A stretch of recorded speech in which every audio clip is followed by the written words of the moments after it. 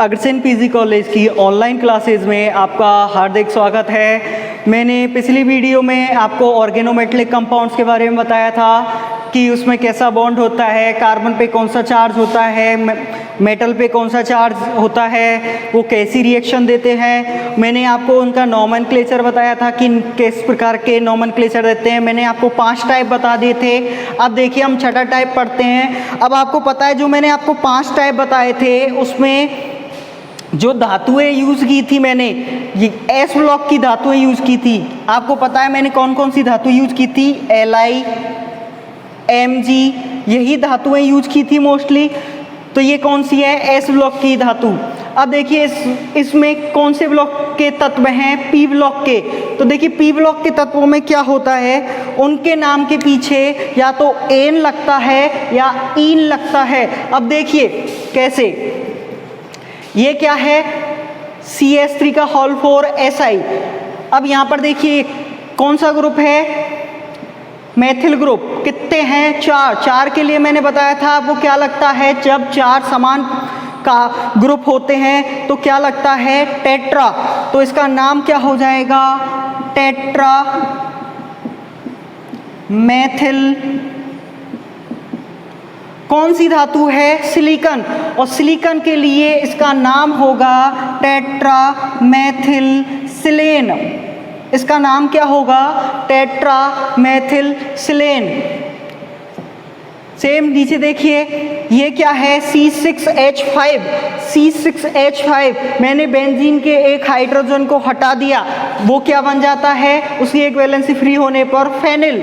तो इसका नाम क्या है, C6H5 का नाम फेनिल। कितने फेनिल ग्रुप हैं, 3 फेनिल ग्रुप हैं। जब समान प्रकार के 3 ग्रुप हो तो उसके लिए प्रीफिक्स क्या लगता है, ट्राई। तो क्या नाम होगा इसका, ट्राई फेनिल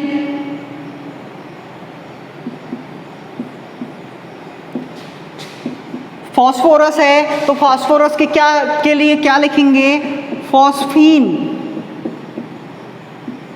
क्योंकि आपको पता है PS3 को आप क्या बोलते हो, फॉस्फीन।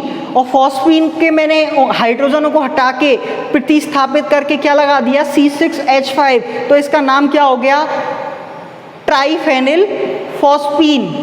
अब देखिए ये तो हो गया आपका 6 नंबर का प्रकार। अब देखिए 7वां प्रकार कैसा है, इसमें भी देखिए कार्बन और फॉस्फोरस, मतलब कार्बन और मेटल लिगेंड है। इसमें भी कार्बन और मेटल, ये वाला कौन सा बॉन्ड है, कार्बन और मेटल बॉन्ड। जब इस प्रकार के 2 बड़े बड़े ग्रुप जुड़े होते हैं किसी एक मेटल से तो उसका नामांकन कैसे करते हैं, देखिए पहले तो इन ग्रुप्स का नामांकन करना पड़ता है। इन ग्रुप्स का नामांकन कैसे होगा, ये जो Mg धातु है, Mg धातु से देखिए ये 1 नंबर कार्बन, ये 2, ये 3, 4, 5 और 6। अब देखिए इस वाले एक ग्रुप का नामांकन करेंगे, फिर इस वाले का, चूंकि आपको पता है ये दोनों समान हैं। जब 2 समान बड़े बड़े ग्रुप प्रेजेंट हो तो उनके लिए हम क्या लगाते हैं, बिस। 3 प्रेजेंट हो तो ट्रिस, 4 प्रेजेंट हो तो टेट्राकिस, ऐसे ही सो ऑन। देखिए तो 2 बड़े बड़े ग्रुप प्रेजेंट हैं, समान ग्रुप प्रेजेंट हैं, तो उनके लिए क्या लगेगा, बिस। फिर ब्रैकेट में जो ग्रुप्स लगे हुए हैं उनका नाम, अब उनका IUPAC नेम लिखना है, ध्यान रखना उनका कैसा नाम लिखना है, IUPAC नेम। अब IUPAC नेम देखिए कौन सी पोजीशन है, ये यहाँ पर ये 1 क्लोरीन लगा हुआ है, 2 और 3 क्लोरीन लगे हुए, समान तीनों हैं, तीनों क्लोरीन समान हैं। और कौन कौन सी पोजीशन पे हैं, 2, 4, 6। तो हम क्या लिखेंगे, 2, 4, 6। कितने क्लोरीन हैं, 3 समान ग्रुप होते हैं तो क्या लगाते हैं, ट्राई। तो ट्राई पूरा जो ये कंपाउंड है, ये क्या है, ये आपकी फेनिल रिंग है। तो इससे क्या लिखेंगे, 2, 4, 6 ट्राई क्लोरोफेनिल। क्लोरोफेनिल उसके बाद कौन सी धातु से जुड़े हुए हैं? मैग्नीशियम। तो क्या लिख देंगे? मैग्नीशियम। तो इसका नाम क्या हो जाएगा? विस 246 ट्राइक्लोरोफेनिल मैग्नीशियम। ये आपका क्वेश्चन आया हुआ है 2017 वाली एग्जाम में, जो आपसे पूछे जाते हैं, जो 10 क्वेश्चन छोटे छोटे पूछे जाते हैं उनमें ये क्वेश्चन आया हुआ है। इसका IUPAC नेम पूछा गया है। अब देखिए ये इसमें भी कार्बन और मेटल बॉन्ड पाया जा रहा है, और आपको पता है ये संकुल यौगिक है एक प्रकार का। तो इसका नाम कैसे लिखेंगे? निकल।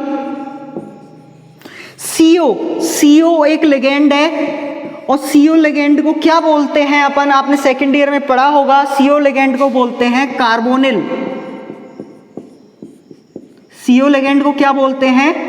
कार्बोनिल। अब देखिए कार्बोनिल, अब ये कितने कार्बोनिल हैं? 4। तो 4 के लिए क्या लगाते हैं? टेट्रा। तो इसका नाम क्या हो जाएगा? निकल टेट्रा कार्बोनिल। इसका नाम क्या हो जाएगा? निकल टेट्रा कार्बोनिल। देखिए ये 8वां टाइप है, और 9 नंबर टाइप में देखिए ये क्या है? कोई संकुल यौगिक है, संकुल यौगिक में नेगेटिव चार्ज आयन है। अब आपको पता है इसमें इसका नाम कैसे लिखेंगे? सबसे पहले लिगेंड्स का नाम लिखते हैं, फिर अपन किसका नाम लिखते हैं? धातु का। तो लिगेंड्स का नाम क्या आएगा? इसमें कितने हैं ये CH3 लिगेंड? 3। और CH3 को क्या बोलते हैं? मेथिल।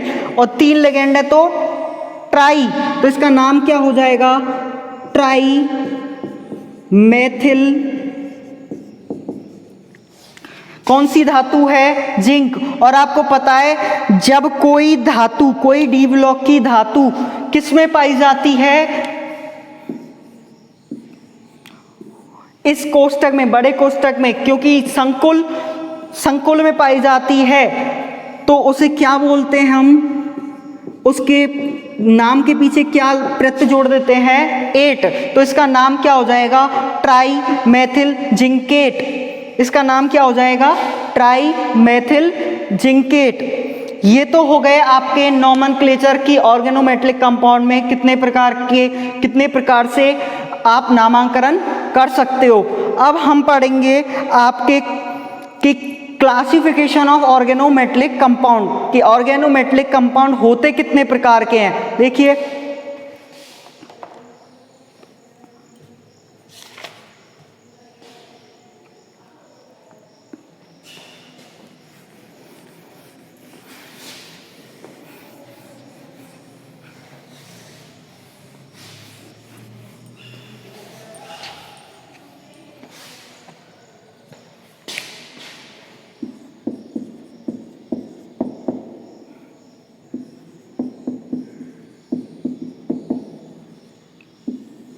देखिए क्लासिफिकेशन। अब क्लासिफिकेशन में एक तो होता है कार्बन मेटल बॉन्ड के आधार पर क्लासिफिकेशन, क्योंकि हम क्या पढ़ रहे हैं? Organometallic compound. और ऑर्गेनोमेटेलिक में क्या, कंपाउंडों में क्या पाया जाएगा? Carbon metal bond. इसमें कार्बन मेटल बॉन्ड पाया जा रहा है। तो आपको पता है बॉन्ड जो होते हैं उनमें 2 प्रकार के कैरेक्टर मिल जाते हैं, एक तो आयनिक कैरेक्टर और एक कौन से? सहसंयोजी कैरेक्टर। तो इस बॉन्ड के कैरेक्टर के अकॉर्डिंग जो ऑर्गेनोमेटेलिक कंपाउंड है कितने प्रकार के हो गए? 2 प्रकार के। तो पहला तो कौन सा हो गया आपका? आयनिक कार्बधात्विक यौगिक।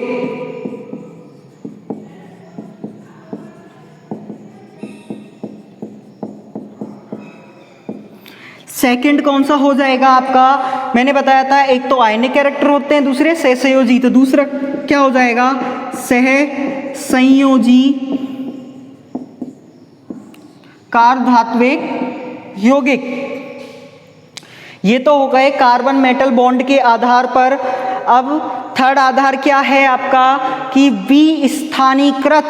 विस्थानीकृत इलेक्ट्रॉन्स के आधार पर। विस्थानीकृत इलेक्ट्रॉन्स के आधार पर कौन से होते हैं? सेतुबंध युक्त कार्बधात्विक यौगिक।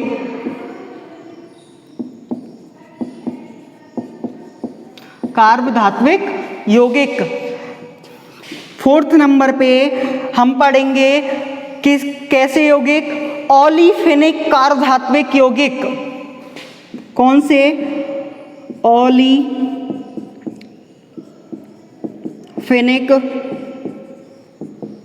कार्बधात्विक यौगिक।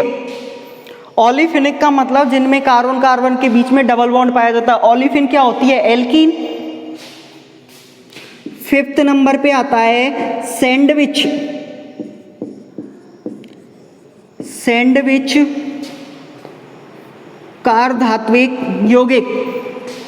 देखिए ये हमको 5 प्रकार पढ़ने हैं ऑर्गेनोमेटेलिक कंपाउंड के कि किस प्रकार के कंपाउंड पाए जाते हैं।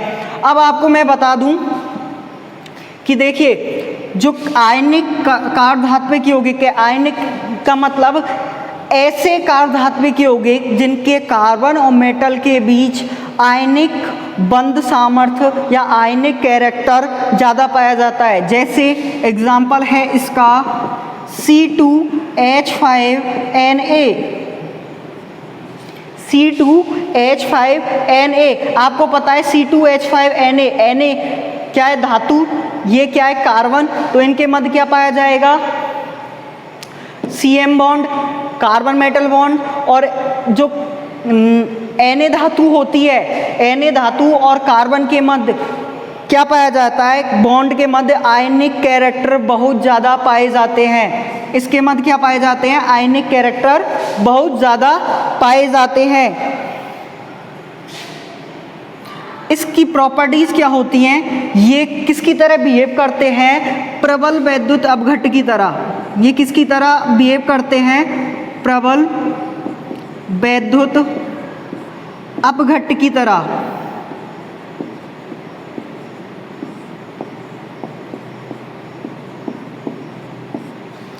किसकी तरह बिहेव करते हैं, प्रबल वैद्युत अपघट्ट की तरह। सेकंड प्रॉपर्टीज क्या होती है इनकी, आयनिक कार्बधात्विक यौगिकों की, ये किसी विलायक के साथ मिलकर संकुल यौगिक का निर्माण करते हैं। किसके साथ, ये किसी विलायक के साथ मिलकर संकुल यौगिक का निर्माण करते हैं।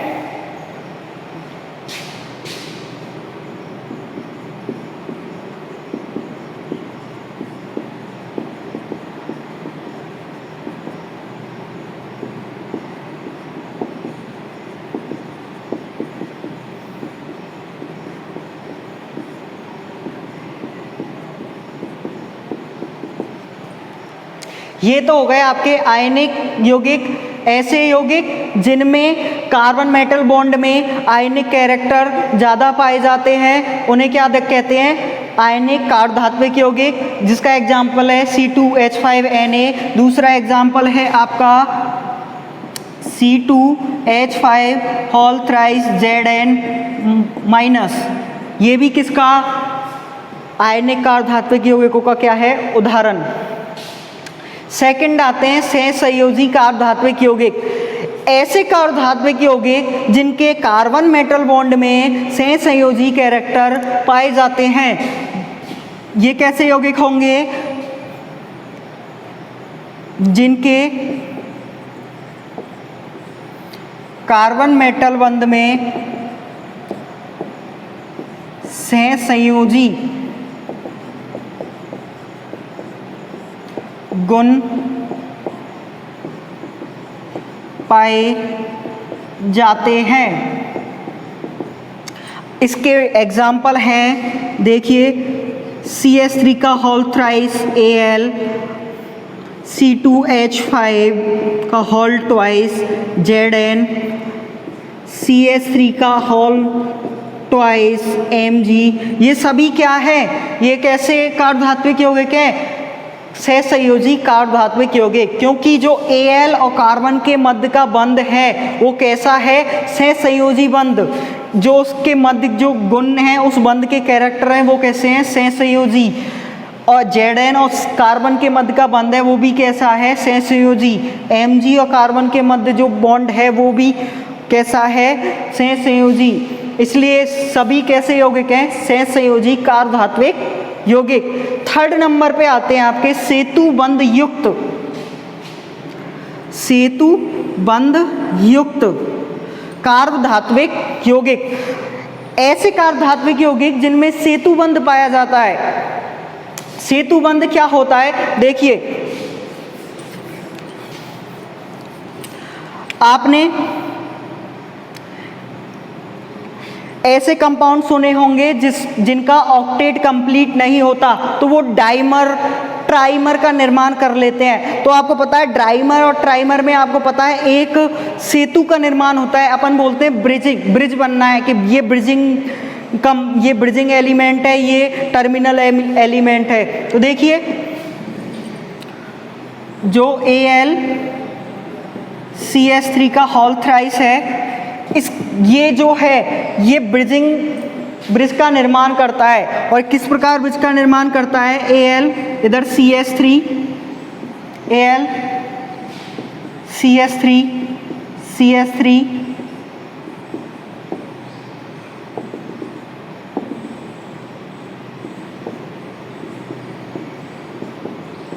देखिए ये कंपाउंड है, इसके दो अणु मिलके क्या करते हैं, ब्रिज का निर्माण करते हैं, इसलिए इन्हें क्या बोलते हैं, सेतु बंध युक्त कार्बधात्विक यौगिक।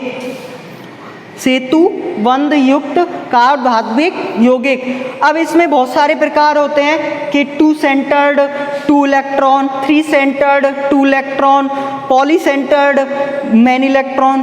तो उन प्रकारों को ध्यान में नहीं देंगे, तो हमको सिर्फ ये ध्यान रखना है कि सेतु बंध युक्त कार्बधात्विक यौगिक कौन से होते हैं, जो डाइमर बनाते हैं, मतलब जिनका ऑक्टेट कंप्लीट नहीं होता। देखिए ये हो गए, जिनमें से ये वाले CH3 तो कैसे हैं, ब्रिजिंग, इनको क्या बोलते हैं,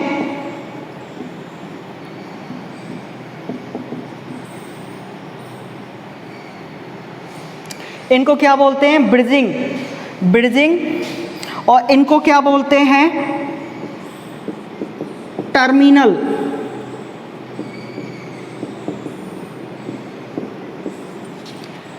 ये कैसे हैं, ब्रिजिंग, ये कैसे हैं, टर्मिनल। अब देखिए ये तो हो गए आपके सेतु बंध युक्त कार्बधात्विक यौगिक। एक होता है ओलिफिनिक कार्बधात्विक यौगिक। ऐसी डी ब्लॉक की धातुएं जिनमें डी कक्षक रिक्त होते हैं, ऐसी डी ब्लॉक की धातुएं जिनमें डी कक्षक रिक्त होते हैं, वो कैसे कार्बधात्विक यौगिक बनाते हैं, ओलिफिनिक कार्बधात्विक यौगिक। देखिए ये समझ में आ गया होगा आपके कि ब्रिजिंग और टर्मिनल क्या होते हैं। इसको सेतु बोलते हैं, आपको पता है ये बना हुआ है एक सेतु टाइप में।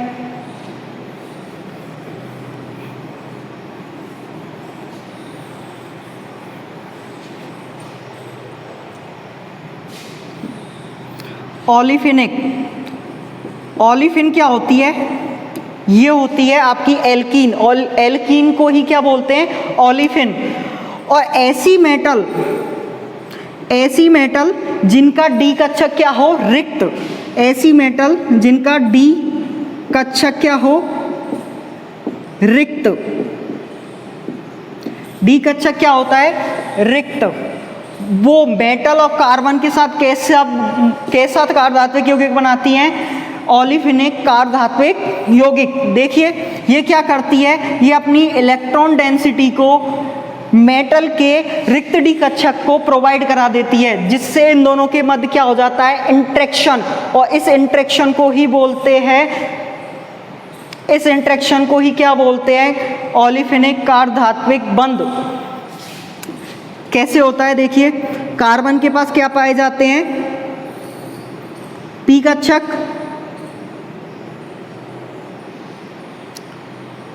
और ये क्या है, एम।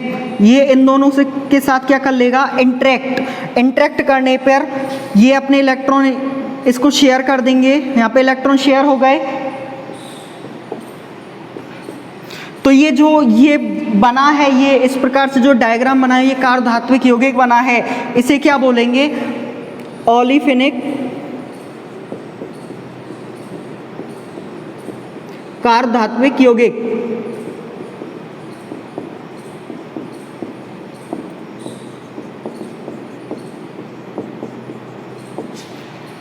ये समझ में आया।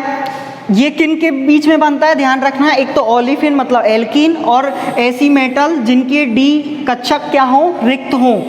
अब नेक्स्ट आता है आपका सैंडविच। आप लोगों ने सैंडविच तो खाया ही होगा। सैंडविच क्या होता है, दो ब्रेडों के बीच में आलू, दो ब्रेडों के बीच में क्या होता है, आलू। सेम ऐसे ही कार्बधात्विक यौगिक होते हैं कि ऊपर भी एक प्रकार की रिंग होगी, दूसरी भी नीचे रिंग होगी, और बीच में क्या होगा, मेटल। देखिए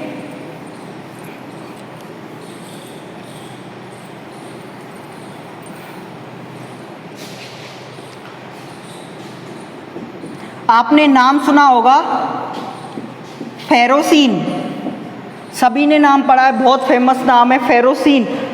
अब देखिए इसमें क्या होता है, Fe धातु क्या होती है, बीच में होती है, ऊपर एक 5 मेंबर्ड रिंग होती है।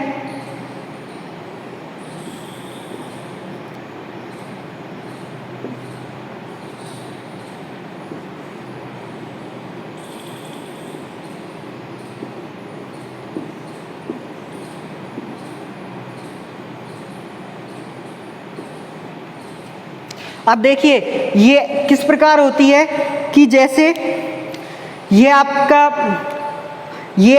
सेंटर में क्या है, Fe, और इस पोजीशन पे यहाँ पे क्या है, एक 5 मेंबर रिंग, और एक नीचे पोजीशन पे 5 मेंबर रिंग। तो आपको ऐसा नहीं लग रहा कि ये ऊपर नीचे तो 2 ब्रेड रखी हुई हैं और बीच में आलू भरा हुआ है, सेम। इसलिए इसको क्या बोलते हैं, सैंडविच कार्बधात्विक यौगिक। समझ में आया क्यों बोलते हैं, कि ऊपर नीचे 2 रिंग और एक नीचे मेटल, बीच में मेटल। अब देखिए मैं नेक्स्ट, ये तो हो गया था आपका क्लासिफिकेशन जो हुआ था, ये तो हुआ था CM बॉन्ड के आधार पर कि CM बॉन्ड कैसे होते हैं। अब होता है क्लासिफिकेशन लिगेंड के आधार पर।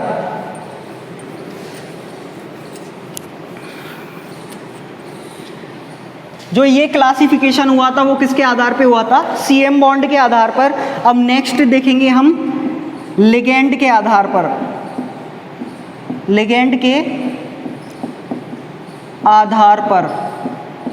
अब देखिए लिगेंड के आधार पर 2 प्रकार के होते हैं, पहला सरल कार्बधात्विक यौगिक और दूसरा मिश्रित कार्बधात्विक यौगिक। अब सरल भी 2 प्रकार के होते हैं इसमें, सिमेट्रिकल, सममित कार्बधात्विक यौगिक, दूसरा अनसिमेट्रिकल या असममित कार्बधात्विक यौगिक। अब सरल कार्बधात्विक यौगिक में का मतलब क्या है, जैसे RLI, ये एक सिंपल कार्बधात्विक यौगिक है, एल्किल लिथियम। अब इसमें देखिए क्या, सिमेट्रिक का मतलब क्या है, जिसमें कोई सममिति पाई जाती है, वो चाहे प्लेन ऑफ सिमेट्री हो, चाहे सेंटर ऑफ सिमेट्री हो, चाहे एक्सिस ऑफ सिमेट्री हो, किसी भी प्रकार की सिमेट्री हो। अब देखिए सिमेट्रिकल हम पढ़ते हैं, सरल में भी सिमेट्रिकल। सिमेट्रिकल में देखिए, सिमेट्रिकल में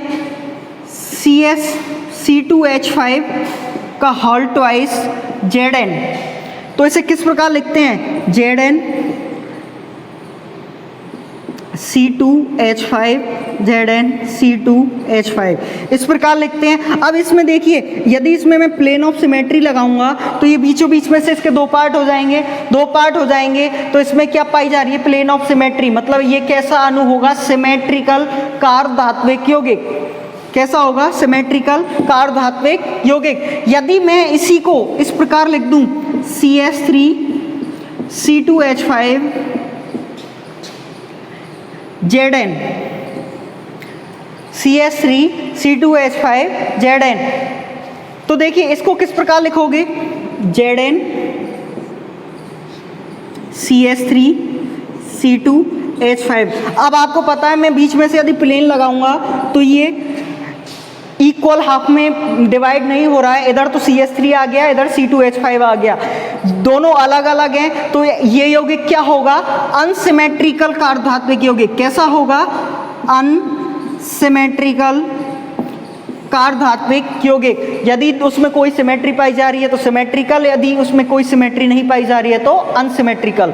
नेक्स्ट देखिए मिश्रित। मिश्रित का मतलब होता है ऐसे कार्धात्विक यौगिक जिसमें एल्किल ग्रुप भी हो, धातु भी हो, हेलोजन ग्रुप भी हो, वो कैसे होते हैं? मिश्रित। जैसे आपने पढ़ा होगा RMgX, इसमें एल्किल ग्रुप भी है, धातु भी है, हेलोजन भी है। नेक्स्ट आपने पढ़ा होगा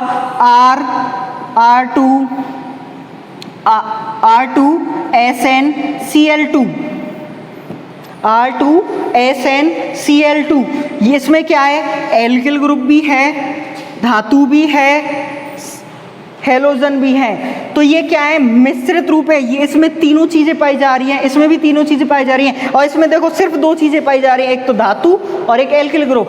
तो ये तो क्या है? सिंपल। ऐसे यौगिक जिनमें धातु और एल्किल ग्रुप पाए जाते हैं वो क्या है? सिंपल।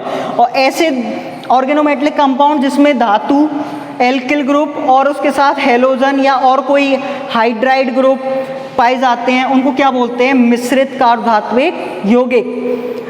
और आपके सिलेबस में देखिए कितने कार्बोधात्विक यौगिक हैं। फर्स्ट है आपका RMgX, सेकंड है आपका RLi, थर्ड है आपका R2CuLi, फोर्थ है आपका R2Zn, फिफ्थ है आपका R2CD या R3Al। ये आपको पढ़ने हैं। इसका नाम होता है ग्रिग्नार्ड रिएजेंट। इसका नाम क्या होता है? Grignard reagent.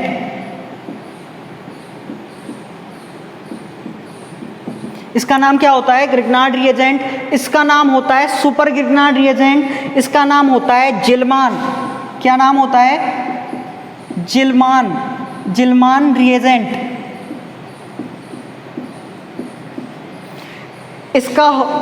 इसका नाम होता है फ्रैंकलैंड रिएजेंट। क्या नाम होता है? Frankland reagent.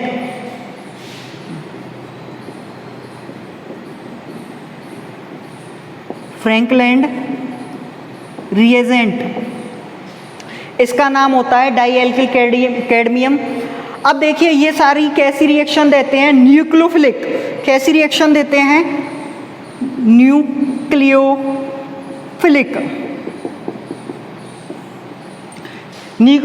अब न्यूक्लियोफिलिक में कौन सी रिएक्शन देंगे? सब्स्टिट्यूशन भी दे सकते हैं, एडिशन भी दे सकते हैं। तो हम नेक्स्ट वीडियो में इनकी रिएक्शन स्टार्ट करेंगे कि method of preparation, in reagent को बनाया कैसे जाता है, फिर इनकी फिजिकल प्रॉपर्टीज़, फिर इनकी केमिकल रिएक्शन। धन्यवाद।